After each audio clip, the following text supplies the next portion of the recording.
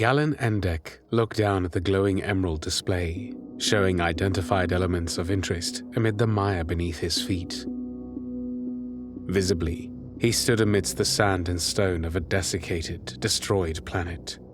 Several years prior, a great battle had taken place here. Over 300 space marines, several million citizens of the Greater Imperium, and a vast horde of Xenos constructs made this planet a world of pain, destruction, and entropic hate. Now, it was a barren wasteland of superheated trinitite glass, radioactive debris, and shattered alien hardware rendered down to base parts. Such as it was not the role for defenders of such worlds to pick up the pieces of the long dead. That was their job, the Reclaimers. He scanned the substrate beneath his armored boots for anything of note. Shattered las rifle parts, cracked and burned ceramite, or in the rarest of cases, full armored corpses of the Angels of Death, long thought lost. His friend Hecaton had found a long-dead battle brother of the Shadow Ravens chapter once.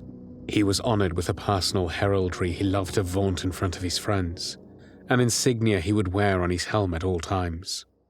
It made Glenn's bile rise in earnest. Galen could only hope to unearth such wonders. Mostly, all he found were bones of men like him, unlucky enough to be in the firing line of the Xenos, or within chainsword range of a heretic. Wrong place, wrong time. At least your end was quick, whoever you were, Galen mused, after sieving through the gravel several paces away, finding a decapitated skull with a shattered temporal bone. He placed the remains slowly back to the ground, whispering a quiet prayer to the God Emperor. "Hey, I found something! Come quick!" Damn that Hecaton. Galen bet he had done it again. Some noteworthy relic of a bygone era, worth its weight in diamide crystal. Walking over to his friend, a curse held behind his tense teeth, he called out, "Oh, go on then. What you found this time?" "This." Hecaton stabbed something hard with a towel. It glistened shiny grey, like fresh metal. Yup. He was lucky, no doubt about it. Everything else on this rock had rusted away. If so, why had this not? He heard the stories of the battle here, an enemy force that came back to life, green eyes, immortal entities wearing the skin of their foes. Nightmare fuel for the uninitiated. The skull he held in his hand was human-like. It had an elongated jaw, hollowed orbs for eyes, and connected to a skeleton with blade-like fingers. "Oh, put it down. It doesn't look right," Galen called out in trepidation. He secretly hoped whatever it was would cause a wound, an infection at most, enough to remove his friend from the subsurface hunt. "This will set me up for life, for the right buyer." Galen began to formulate a makeshift plan to remove his friend from the dig. Spoil heap collapses under unusual circumstances. Earthworks break from secure moorings, trapping his friend under several tons of heavy metal apparatus. He even considered the prospect of murdering his friend. Somewhere, a dark laugh could be heard as he gave credence to those thoughts. His friend had not stopped speaking during the treasonous consideration. "This archaeotech may even be of significant interest to the Mechanicum. I wonder if I would receive a scholarship to the cult Mechanicus and be put in charge of multiple dig sites." He never got to finish his contemplations. Two things happened immediately after this reverie.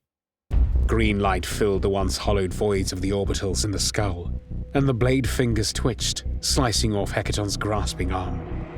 His bisected limb hit the dirt, followed by an arc of crimson and a wail of agony. All others in their squad, several meters away, turned in horror at the scream, just in time for over a dozen more corpses to awaken. No, not just awaken. They began to kill.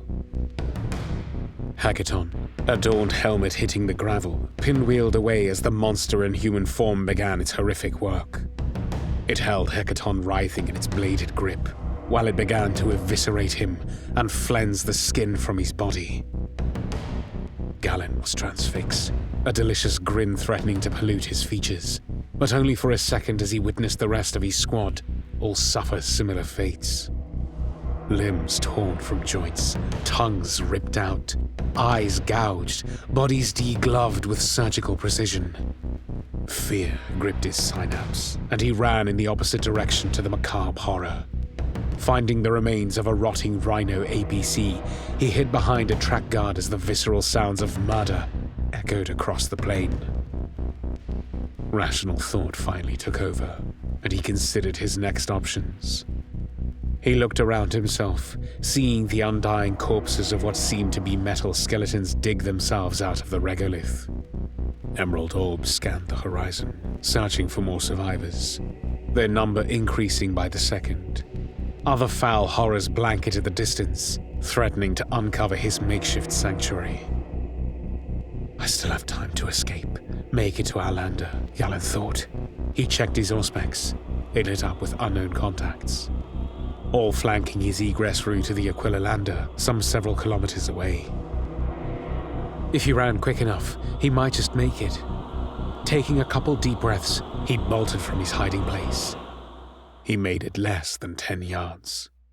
A bladed hand jutted from inside his stomach, laced and ribboned with his blood and entrails, woven like silk around an arachnid's latest meal. The hand moved its razor fingers, as if carefully feeling the soft textures for the first time. He was held up by the punctured arm through his abdomen. The owner of the limb had appeared as if from hell's maw, shadows giving way to emotionless necrodermis. He felt cold metal deep within his torso, and the presence of something far more horrifying, less than a breath away from his neck. "You will do," came a metallic, rasping voice, modulated to mock human speech patterns. Perhaps he would be saved. Perhaps, given his staunch belief, he on Terra may save him. He silently prayed to the god The hand pulled back through partly, then with a silent and deftly controlled swipe, eviscerated poor Galen. His legs and lower torso fell to the deck, twitching as they landed. Blood fouled the dark gravel below. The alien limb was buried deep within his chest cavity, mincing his cardiovascular system. His brain processed the pain for a few seconds more, before the blades appeared through his ribcage, shattering the bone there. His head was skewered on the pike-like middle finger, eyes rolling back as Galen's life ebbed away. The creature that had killed poor Galen now stared into lifeless eyes. "Yes, indeed, you will do." As the Xenos construct began its grisly work, the thing that killed Galen now wore his skin like a poor excuse for a mask. Blood oozed from dead flesh as the Xenos construct tried to wear his finger flesh as gloves. Metal pierced through nail beds and ruined epidermis. Yet insanely, the face that was Galen and not Galen seemed to smile at the attempt. A robotic voice echoed through the ruined lips of the former reclaimer, a voice of scraping metal and fractured necrodermal thought processes. "We will be whole once again," it said, as it and over a dozen others marched on. All the while their long-thought dead forces began to reawaken with emerald green dead light. The Necrons had returned.